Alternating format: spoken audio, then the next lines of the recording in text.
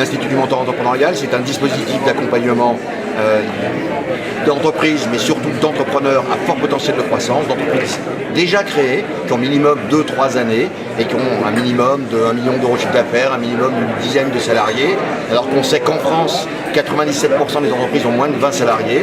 Et bien là, c'est de choisir, de sélectionner ces candidats qui ont un vrai potentiel a priori, de développement, qui souhaitent se développer, et on va chercher un entrepreneur, je dis bien un entrepreneur, pas un conseil, un entrepreneur qui a connu cette très forte croissance de passer les 10, 20, 50, 100, 200, 500, parfois 1000 personnes, 10 000 personnes, comme c'est le cas de certains mentorés aujourd'hui, alors en Ile-de-France ou ailleurs en France, puisque l'IME se développe dans des métropoles. Donc nous sommes là dans l'une des premières, c'est Nantes et toute la métropole nantaise. Il y en a également dans le Nord-Pas-de-Calais, et dans quelques jours, il y aura également toute la région de Normandie qui aura créé son IME, je dirais, local. Et l'Institut du mentorat en France est l'organisation publique-privée qui apporte toute l'ingénierie à ces IME qui se développent, appuyé, il est vrai avant tout, avec le réseau des chambres de commerce et d'industrie métropolitaine et de France, mais également en partenariat avec les acteurs de l'accompagnement, avec le réseau Entreprendre, avec Initiative France, qui ont des candidats également qui arrivent à grandir et qui souhaitent avoir l'étape d'après. Nous avons une génération de jeunes créateurs et d'entrepreneurs qui peuvent devenir demain des IME, qui est en forte croissance. Et donc nous avons donc décidé de lancer cela il y a à peine un an.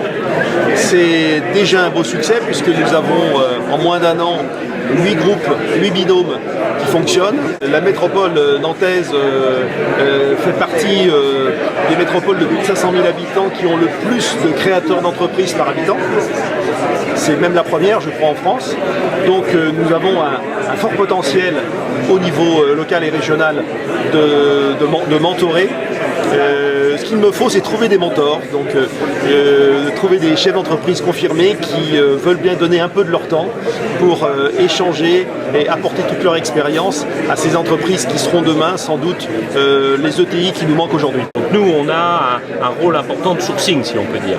C'est-à-dire, comme on est très enraciné avec nos équipes dans l'Ouest, on est très enraciné dans le tissu économique régional, c'est de détecter les entrepreneurs qui sont en forte croissance et qui peuvent se sentir un peu isolés, qui ont besoin justement de ce miroir, ce regard d'un entrepreneur mentoré, plus expérimenté sur ce qu'ils font. Donc on l'aide à sourcer tant des mentorés, comme je viens de le dire, que des mentors, c'est-à-dire des entrepreneurs plus expérimentés que nous connaissons et dont on sait que dans les valeurs, dans leur fonctionnement, ils aiment donner ou prodiguer des échanges avec leurs autres collègues entrepreneurs et qui rentrent bien dans le cadre de ce qu'est le mentorat. La relation mentorale est différente, c'est plus que du coaching et du conseil, c'est une relation intuitive-personnelle entre ces deux personnes, ces deux entrepreneurs. Le mentor et le mentoré se choisissent, le mentor est totalement bénévole, il ne peut pas investir dans l'entreprise de son mentoré jusqu'à 2 ans après la fin du programme pour enlever toute ambiguïté. C'est basé sur la relation de confiance, on dit à son mentor ce qu'on dit à personne d'autre quasiment.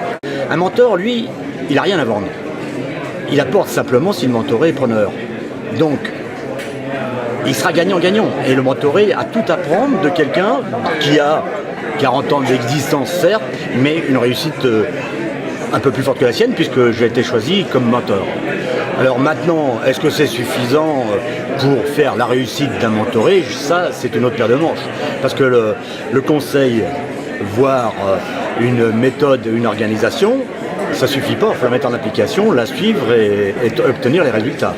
Ce qui m'a plu à l'IME au départ, c'est 2 choses. 1, il y a une charte de déontologie. La personne avec laquelle on entre en relation de mentorat, mentoré, est une personne qui s'abstiendra pendant toute la durée du mentorat et 2 années après de toute recherche d'intervention dans l'entreprise, directe ou indirecte. La deuxième chose, eh bien, c'est que j'avais besoin, je me sentais entrepreneur, mais j'étais de formation financière.